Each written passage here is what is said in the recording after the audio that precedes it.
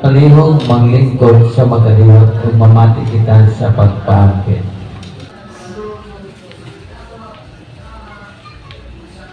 Ang maayong buntag mga igsoon, ato ang Ebanghelyo karon nag-isgot ini sa ato ang pagkatawo na ipananglit sa usa ka asin ug ang kahayag.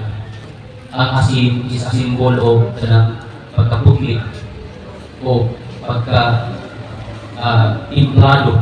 Tungod nga na ang ato ang pagkinabuhi sa kalibutan kung ato ang ining dili nato akimanon ang ato ang pagkaasin o kung pagkaimportante matapunan kumawala ang pagkaparat niini. Atong hinumduman nga ang asin na dala kini og timpla sa tuwang pagkatao o sa tuwang kalag. Sa samang paagi nagiingon diri sa ato ang Ebanghelyo na kumawad-an kini sa kaparat ang nilalaman kini sa libay o tunog-tunuban sa mga tao. Buot pasabot, wa gilaing labayanan sa mga kalag, mao ang impyerno. Nga ato ang akimanon, ang ato ang pagka-binunyagan nga magpabilin kining parat. Kaya ang pagkawala sa pagkaparat niini mao'y magadukta dili lamang sa tuwang lawas kundi sa tuwang espirituhanong kinabuhi. Sa samang pagi magpalit kuno ta og isda kanang gitawag og tugnos. Dili na sa kaaptan og duha ka adlaw kung wala kanay asin unsay ato ang makita niya. Mabaho, madukta ug angay lamang isalibay. Ingon ana atong kinabuhi kung mawala na ang kaparat sa tuwang kinabuhi, mahimo kitang madukta ug angay na lamang isalibay. Ang terminong isalibay, labayanan, iingon ito at tunuban lamang sa mga tao. Ato ang timanan na ang labayanan dili ordinaryo na lugar. Kaya ko sa sulat ni San Pablo na itambok sa pungaw ug iin ato dito magkagot sa kasakit nga walay katapusan. Mao na ang labayanan sa mga kalag na diin mawad-ana sa kaparat. Ato ang atong gaspil karon nagpahinumdum sa pagka-importante kanato na diin usa ka nagdalag timpla sa kalibutan. Kaya ato ang kinabuhi kung kini dili nato maatiman, mawad-an kita niini o mapasipag-an ang pagka-importante na mao ang pagkaparat. Kana gani naghatag og preservatives. Mula nga sa akong giingon kanina sa samang paagi ang asin mao kana ang nagaprotektar sa pagkaon nga dili masugdan og kagaw. Di ba? Ang dagat gani di ba parat? Niingon ang uban nga sus, ingon sila kay pride ang Ginoo. Ganun gihimo ang parat ng dagat. Saan ko palaman og mahot ang tubig ang dagat iba po sa di man mainom. Apan ang Ginoo perfecto. Nanong parat ng dagat kaya kung dili pa na sa parat pila siguro ka isda ang makaon. Kaya ang kanang hugaw na ari ito patubang. Naubos man ang dagat wala man ipabaw. Ang kanang hugaw ato dito patubang. Ang parat nagpatay sa kagat. Inyuhang bulat kanang parat kaayo. Ibutang na niya sa yuta kung namigason pa. Sunayin na ninyo, ibadili. Tungod ay adunay parat. Adunay pagkaparat. Adunay asin. Inulaan na atong kinabuhi. Kumawad-an kita sa pagkaparat. Kadlit kita makita sa mga kadagutan. Inulaan na atong kinabuhi. Example, ang imuhang pagkaasin, imuhang pasipadan, huwag mo at imana. Mawala ang pagkaparat ini. Tinungdan na ang grasya imbis puno na nahubas masugdan o mga pagpakasala. Kaya kita, isip pinuniyagan. Usa kita ka sa samang paagi, usa kita ka baso na puno og tubig na mao ang grasya. Kung ato ang kinabuhi, ato ang kiniiwalas-walas sa makahilayan, pagpakasala, walay paghinulusod, ang grasya na mao ang tubig sa baso, kung mawala ang kini, masugdan kini og sala.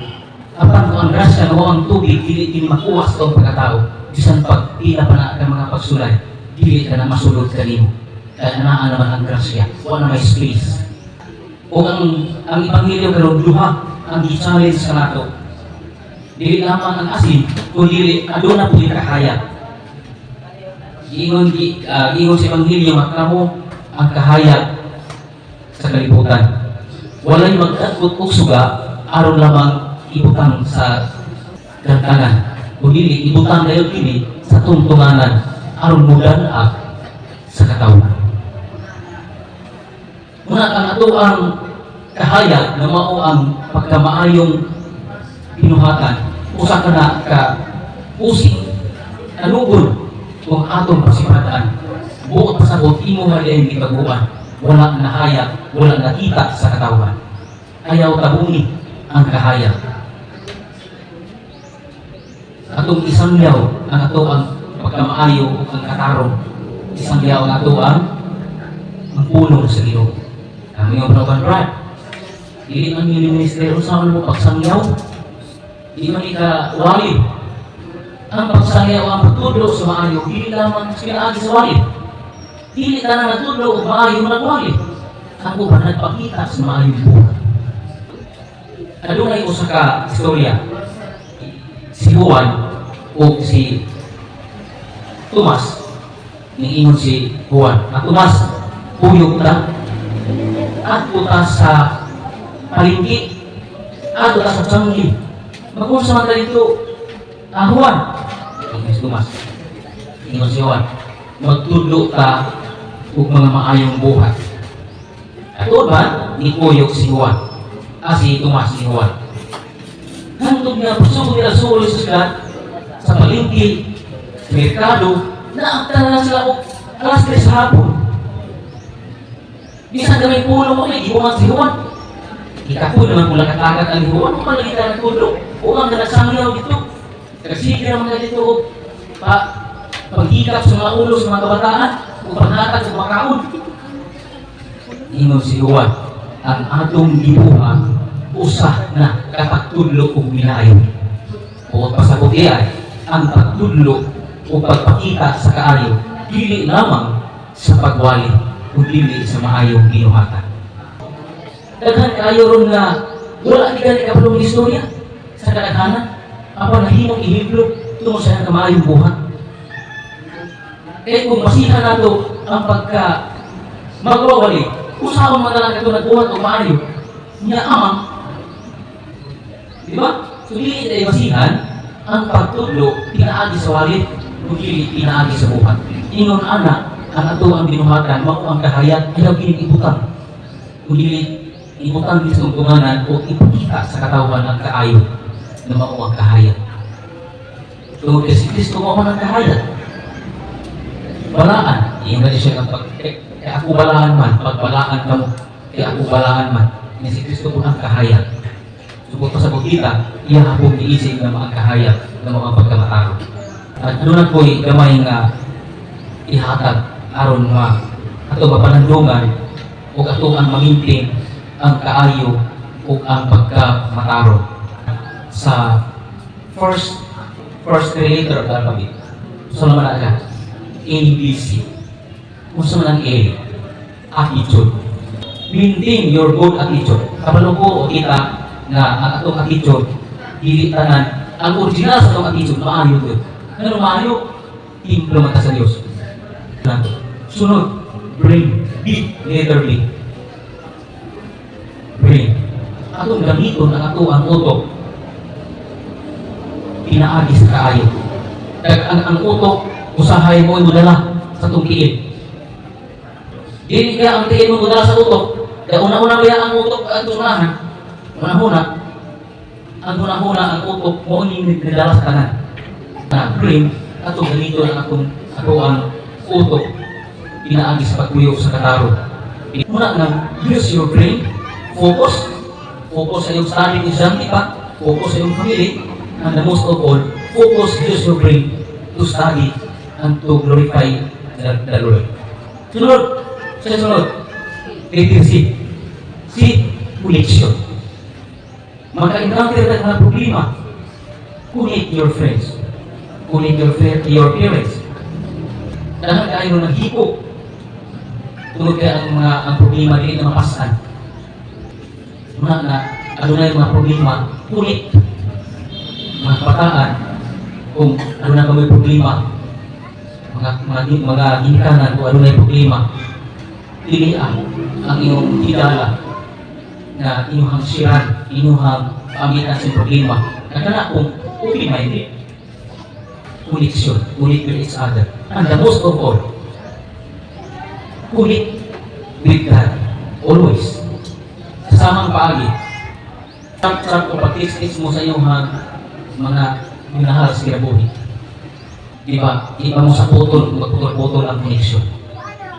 Sa may mga batanong dire, na di na ganay ka-teach ang uyab, sulod sa kaadlaw, ang katumpas o sa nakatuit. Ang kamingaw.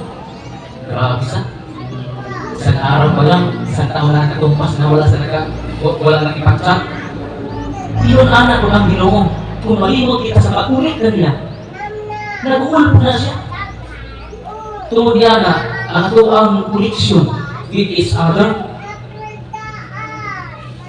Kawang kung wala po tayo connection na ito sa Ginoo. So, sa pagi kita pumulik. Pinaka-importante ang connection is to pray before sleeping, after sleeping, before magikan, and the most of all, simbahan. Kaya mauni ang sentro sa ato ang pag-connect sa Ginoo.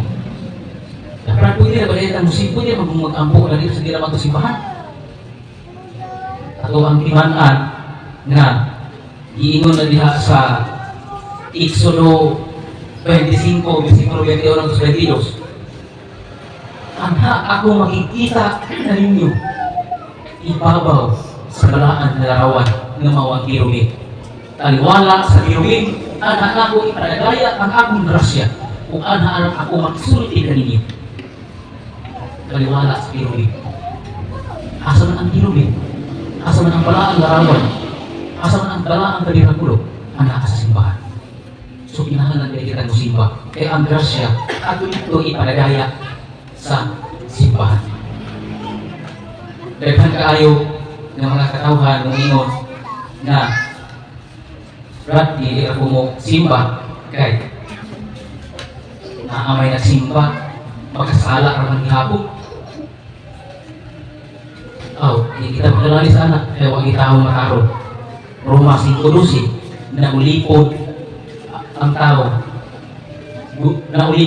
sa kasalanan o pasabot kanang tao na kasala.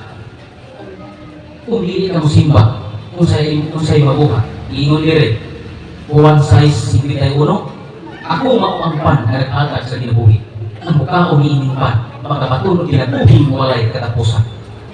Kung hindi ka mo simba, magkarawat pa ka? Hindi mo makuha ang lawas ni Kristo na po naghatag o kinabuhi. So, Diyos din sinapon, kung hindi ito kabutong sa simbahan, pinahanglanan din kayo. Kabutong kita sa simbahan. Muna nga ito ang koneksyon sa Ginoo ato ining ipaagi sa mga sakramento aron kita maduol diha kaniya.